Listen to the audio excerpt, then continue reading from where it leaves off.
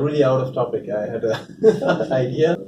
You know, when I was in India, we used to, whenever you go to shops, they didn't give you plastic bags. They used to give you bags in yellow clothes. Do you remember this? I'm asking this because you were in India, maybe. So, and I think now they don't have that anymore. I think mostly have plastic bags. And I mean, of course, I only go to India every 2 years or a year. So, but I was thinking like, I need a bag like that, but which I can keep with me. Like, if you're buying like small stuff, like I don't know, some sandwich and a water bottle and tiny one. Okay. yeah, and then just they whip up their plastic bag and I'm saying, oh, it's okay, I'll use my own, and then I just anyway the most cases, in most cases anyway, you're not going to buy like huge things like you buy usually. I don't know how many liters it is, but so my thing was like I should make one for myself and then give for free for like friends and maybe people on the streets, just to say like, can you use this? Can you please, sir? But then just put my own money. I know it sounds stupid, but I just feel like you know, I can't solve. I think about all the problems, but I can't solve everything. But I can do like small bits. So I was thinking, okay, plastic bags. Okay, so let's take that problem. How do you solve that? Okay, you can reuse plastic bags, which people don't do. They just throw away plastic bags. And or you just buy the reusable bags, right? So the problem is the reusable bags. Most of the cases when I check in Tesco and the supermarkets, they're very big. So I always have the one bag in my backpack, but you know it's too big. I don't want to take it out for like small things that I buy. So I mean, if I just buy one thing, I'll just carry it. Yeah, sure. Just put it in your bag. And but if I'm like have my a bit more stuff, I was thinking like maybe I should make a bag with my drawings on it, and then not sell it, but just give it for free. Yeah, maybe like a nice tote bag. Why not? Yeah, and also I can give. You are unlucky because I thought I would also give it as a gift for like people who come on my podcast. Ooh, that'd So yeah, be nice. Yeah. So okay, this is another thing I wanted to ask. Is that because as I told you, I'm still figuring out stuff. Same so here. the name, I mean, even for the podcast as well as for my life. No, but I think like I said, I do have a plan, but it only makes sense to me. I want to do what I love, so I think I said it in the previous podcast, is that I want to make a living doing what I love, so that I can have money to do more things that I love. It's not, what I'm saying. So imagine if I can make a living making comics, I can have more time to talk with friends and make podcasts about talking about different topics and things like that. And then maybe if I have, if that becomes noticed, and I can maybe make some short movies with the camera and stuff. So yeah, I think that's let's say my plan. But the fact of, thanks to my friend, I found this comics thing is sort of organizing everything around. I don't know. I feel like my life is sort of sorting itself out from the moment I found this. Mm-hmm. I used to have another job, and it was a really stable job. It was a really high-paying job, right? It was a really international company, very stable company. But I wasn't happy. I was really stressed, and I was miserable. And then now I'm really happy. And then, it doesn't look like it, but yeah, I'm really happy. But I am smiling from it. Because when you look at me on the streets, you wouldn't say that's a really happy guy. Seriously, that guy is just. Yeah, that guy is like. I feel like that guy is carrying the world.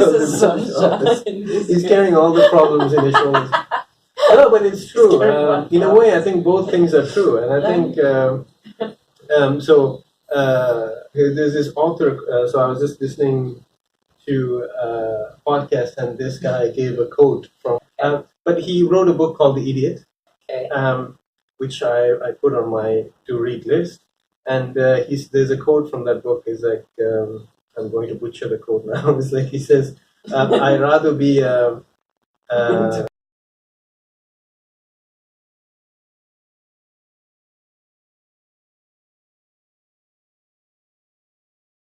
rather be um, like an unhappy rather than happy in a fool's paradise."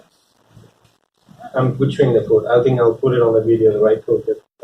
It basically what it means is that I'd rather understand the world for what it is and be unhappy than to just make this, than just to come up with positive things to make myself happy. Saying, like for example, that's why I hate motivational quotes.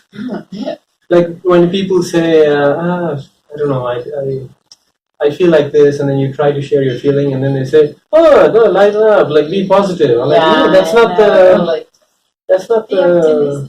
Yeah, that's going optimistic. Be grateful what you have. Exactly. I mean, I understand that the intention is good, but what do you think of that? Like, do you? Well, I have to say for it that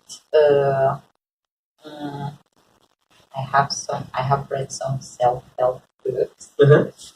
I don't know if it's a guilty pleasure or a guilty No. but and yeah, okay, some of them have are just like, oh my god, like I can think of these things myself. Thank you, taking me nowhere. Yeah, I don't know. I'm not a big fan of inspirational quotes. I like quotes for sure. Yeah. I guess I just like quotes that make me think or that maybe resonate with the point I'm in my life, or maybe if these are thoughts that I will look at and then they will remind me of something. Yeah, sure, but I don't like this. All these things like, good morning, the sun is shining, the bees are flying, the birds are singing, and you're like, no, they're dying. You're killing the bees. So I think you shouldn't. I mean, of course. So I just feel like people always judge by the extreme. They say you have to be completely positive, or like if you say somewhat critical, if you're somewhat critical of the world situation, they judge you as a nihilist, right? I mean, I'm not a nihilist. I mean, I think, as a matter of fact, I think I have more hope than I think maybe scientists or other people might have on people, and that's why people trust me. And I think there's also a certain level of, I think, I don't know why, but people seem to open up to me more. Like, like people just, they feel like, oh, I can talk to this guy. I mean, that's why I think I started this podcast. I think it's because you don't judge. Like, you always leave that space for people to just talk. I've never felt judged by you, which I think is great. I think with some other people, they're like, I don't know, you can feel judged, or you're like, maybe they're going to criticize actions. And, so there is so okay. What do you think? Are you very optimistic for the future? Like, what do you feel? What do you think? 20 years from now, the world will look like. I have no idea. We can just speculate. Like, do you think you will have robot colleagues? Do you think? No, I don't think I will have robot colleagues. I'd like to have a robot mate. That's no one will explain it. Because then I wouldn't feel bad if I was like, no, really scrub that thing. But I don't know. I just hope that technology takes us to a better place, and that we can. I mean, there are all these great inventions, and it would be great. It would be good or great or fantastic or whatever superlative, positive superlative.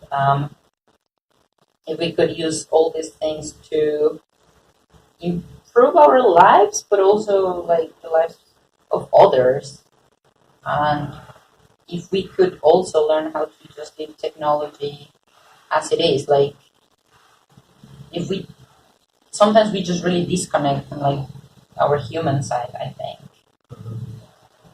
I don't know. So, I mean, to be honest, I don't care about cars, you know. So I'm like, maybe cars will fly, or maybe not, or I don't care about cars. I just really don't. Yeah. But when it comes to, I don't know, developments in medicine or tools or innovations that could help build something for someone or give them a better life, yeah, I'd like to see that happen, and I'd like to be part of it. Yeah, it's But I don't know, we're losing our human side, I think, in so many ways. yeah, but for example, like what you know, people are saying like, oh, I can't. They're trying to find. So there's a big word that I think about a lot, which is balance, right? So, and balance is a really big word, just like art is a really good word. So, like you know, people are saying like, should you think like this? Should you think like this? And then people say, no, it should be a little bit of both. And then some people say, yeah, but then you need a balance, right? Mm. So, and I think, okay, let's take a simple example, like work and personal life balance. So, how do you judge that? Like how?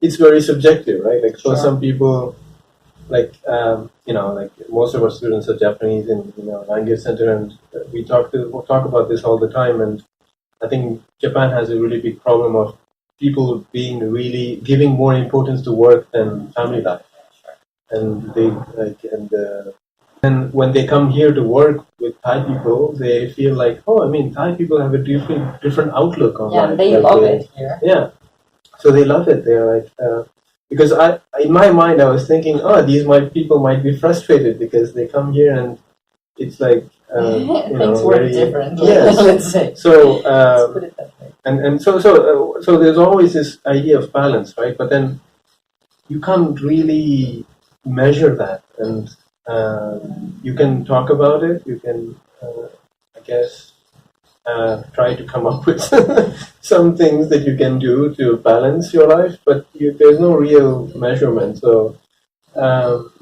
is there like how do you like how do you find a balance? Oof, I don't know. I think it comes in bits and pieces. I mean, I could say with my job, there's definitely life and work balance. Maybe it's just the times that are odd, but I do have time to myself and time to work. But I think it's something that maybe I recently discovered, right? Because I don't know, I'm sure like who hasn't had like their parents just like nagging. Just like, oh, you need to find this amazing job, and you need to be someone, and you need to make money, and at some point I was like, I think I just realized that of course I want to have a job that is really meaningful, and I don't know, I just want to help people, and I want to use my skills like in order to do that. But it's really nice sometimes to have like a morning to yourself, right? To like wake up and have a cup of coffee while you're reading, and then I don't know, do some stretching and perhaps work out or not, or just go grocery shopping, but not being in a rush. It's really nice. And I think that's what I realized. Oh, I told you that I went to this little town near Chiang Mai, this yoga retreat, and I think that's what I realized.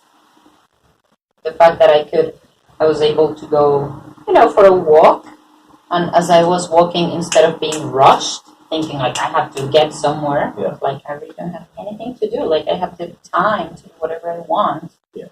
And I was just cycling, contemplating, looking at flowers, or like just, people watching. People watching. Literally. And I didn't have anywhere to go to, and if I wanted, I could just read or take naps or do yoga or really do nothing. And I think maybe it was a couple months when it hit me, when I was like, Romina, you're in a rush to do what? You know what I mean? I was like, why are you always in a rush? Like, so I think now I'm trying to incorporate a bit of that time to myself, to do something I enjoy. Maybe not every day, because sometimes you just really can't, but I'm trying. Okay, so I don't know if there's a little work-life balance, but it's what works for me. Yeah, the reason why I changed to this job is because, as I said, I wanted to create comics and, do the things I love, which is make videos and record podcasts and even, write and stuff. So the job I have now is, it's almost like working part-time because you have, um, uh, I work from, afternoon to night or evening to night, and so I have the whole morning to myself, and that's great. But I'm just wondering, it may be more easy, I mean, easier for us, because we are teachers, and but so someone working for a corporation, maybe it's more. Yeah, sure. They have all problems. But I certainly I love the point when you said that you're always looking to do something and I agree with that. Like sometimes I would have something at 3 p.m. Like something planned. I don't know. I need to go to the bank or whatever, and that would sometimes ruin the day because the moment when I wake up, I would just be thinking about that. So even if I wake up at 9, all that time, I don't know. I will do stuff, but it will be like there's something in the back of your head. Yeah, and then also especially art. It's not like you can draw it's not like you cannot switch on and off. It's you need to work yourself into it. You need to do something really creative and something productive, and you can't just be like, oh, I do this and then for example, yesterday I posted this digital painting on Facebook, and so I post on Facebook and on Instagram, and I said I wish I had more time to do this because I love doing digital, and I just learned by myself how to paint. Um, and one of my friends asked me how much time did it take, and I said about just 2 hours, and then so it might seem to them wait, this guy doesn't have 2 hours, but actually just doing it was 2 hours, but to get to have not the idea, but to have the momentum, that energy to do it, to start. And sometimes when you start, you can sometimes you can go on for 7 hours. But you need to get to that thing, and so that's really yeah. So there's always, I think we need to. And I think I'm also starting to study mindfulness, things like that. Not that I'm going to become the spiritual guru or something, but I just feel like it's something interesting that I haven't paid attention to. I think it's what does it mean? Because whenever I listen to some speeches from gurus and stuff, I always have this very a intellectual distance where I say to myself yeah, but if you do that, who's going to earn money? Sometimes you we cannot all be mindful. But that's exactly what he means. You're not supposed to. And and at certain point I was thinking, oh, maybe overthinking is mindfulness, and I was like, no, that's the opposite. Definitely not, friend. So I am an overthinker as well myself. I know that's not mindfulness. So I overthink everything, and I think that's what makes me, or I think even you, a geek. Because geeks always think about details and things. The devil is in the detail. Yes. That saying has been in my mind for this past couple of weeks, but it's true. Sometimes I'm yeah, the devil is in the detail. Yeah. How is your experience overall in Bangkok? It's been a roller coaster for sure. It's okay. So Bangkok was not I mean, I've heard this from so many people, right? I never saw myself in Bangkok. Bangkok was never in my mind. Okay. I didn't really know much about Bangkok, and I just somehow ended up here. And I think at the beginning there was definitely a lot of loneliness. I was lucky to have friends who visited.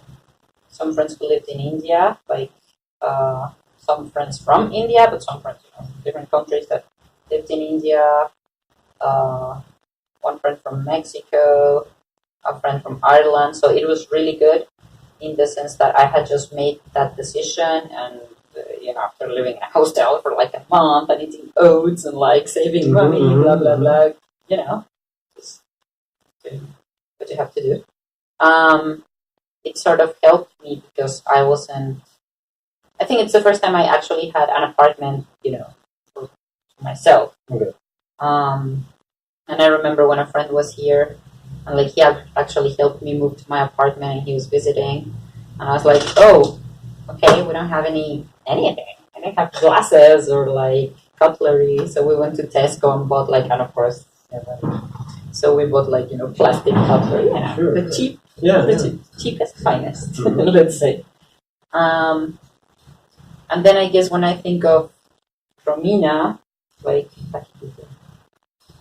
I don't know. I think I didn't even know what I was doing, or I just knew I had to find like a place to live, and I needed to like improve at what I was doing and get that job and learn. And something that I really like about Bangkok is how international it is, because you definitely meet people from, as I've said, all walks of life, and then you have to adapt. And I think for me it was a bit tricky at the beginning because I felt, well, I was lonely, and also I had to sort of adapt to the Thai culture, and also I work with a lot of Americans and English people, and that itself it's a very foreign culture to me, which I definitely now understand better. So sometimes I was just like in this melting pot of like, I was like, what am I doing here?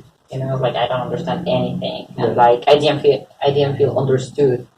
But I guess, but now, well, I don't know. I think I can basically talk to anyone or everyone, and That's good. And I've grown a lot, and I don't know. I guess I wouldn't. So we talked about emotional. that's good. We talked about this about language. Like I was saying that I've been living here like now. So next February it will be 4 years. I've been in Thailand, not exactly Bangkok. But, so the Thai I know is only the basic. Like to go, I can talk to taxi drivers to tell them where to go, where to turn, and I can get food. I can like say like small shopping, like words like big, small, and how much. And I always wonder this, and I should probably ask this to a Thai person, but then I've never been on the other side, like I said, in India, like because I was living in India. But if I see a French person living in India, I would just speak to them in French, because I didn't think of like why aren't they learning Tamil? I mean, they should learn Tamil because Tamil is great, because that's my mother tongue. They say it's the first language of the world. No, by the way, I don't know. They say it's the first used language. I don't know if it's the first language yet. So I just wanted to know, like, how do you think they feel, or how would you feel like if I live in Mexico but I don't speak Spanish? I don't know. I think maybe if I hadn't lived abroad, I would have judged you. Probably. Sure, right? Yeah. I would have probably been that person like, why does he live here and he doesn't speak Spanish? Blah, blah, blah. But now, which again, Mexico happens a lot with like, maybe Americans sometimes, like it's the thing, right? Sometimes people, they have this one like this sometimes. But I was like, damn, I became one of these people. I am like, I don't know, I was just not very interested in learning the language because I thought it wasn't useful, and I didn't think I was going to be in Thailand for like a long time. And I guess now I'm more interested in learning it because, it's a bit of part of my responsibility. It helps me, but also because I want to maybe sort of show them that I care. And I don't want to be so far removed. I mean, I don't want to be proficient in Thai. It's fine. I can live with that. But I guess I can see both sides now. Yeah. How I have been like, this farang, and I have kept my bubble. Like I have kept, myself in my farang bubble. And sometimes now I want to understand a little bit more. Yeah. But I think it's, of course, like, I think when you were talking about the usefulness of language, like, when I learned French, it was not because I wasn't thinking far ahead. I was not, but then it just ended up being, it's a language where, like, if I go to Africa, a lot of countries, because they've been colonized by French, I can speak French there.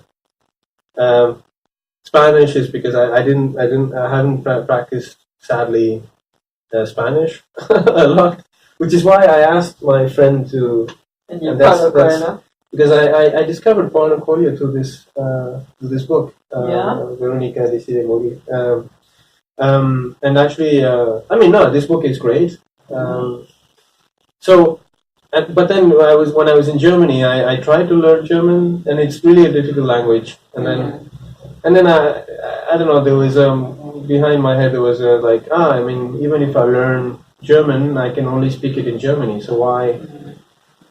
On the long term, it's not. So I don't know. I always wondered this. So maybe I should ask also this question to a Thai person. Okay, yeah, you do. But also, I think there needs to be an effort of understanding from both sides. Like, but I think we're drawn to some cultures and some languages, right? Yeah. I mean, definitely.